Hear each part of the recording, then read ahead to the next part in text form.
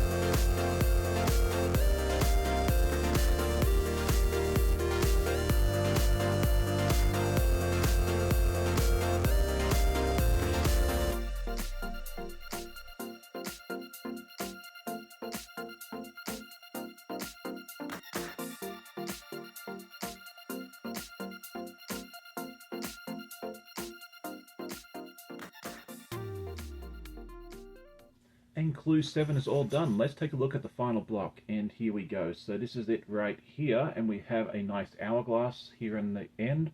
We've got an economy block in the middle, and then what looks like to me the edge of a star block here at the edge. Although I think these ones in the middle, the pink and the yellow at the bottom, are going to end up being part of a star block. Although I could be wrong. Let me know in the comments if you think that's correct. And I'd also love to know, what is your favorite type, shape of block to make? Is it a star block like so? Do you like squares, half square triangles, flying geese, or something else? Let me know in the comments. I'd love to hear your view. I think out of all those, for me, probably a star block. If you haven't heard, I've revealed the latest colorway I'm using for the new one coming up, which is Medusa in the Under the Sea Puzzle Mystery Quilt by Cotton Cuts. It's a wonderful variety of purple and pink batiks by Huffman, and then these are a couple of the fabrics that we'll be using. The kit for that will be arriving my home hopefully in the next week or two. There's a couple of supply chain issues that prevented it from coming out a little sooner, but that's okay, we'll all finish at the same time. I hope you enjoyed today's video. If you did, please hit that like button, tell a friend. I always love hearing comments from my viewers. I hope you all have a great day, happy sewing, and we'll see you real soon.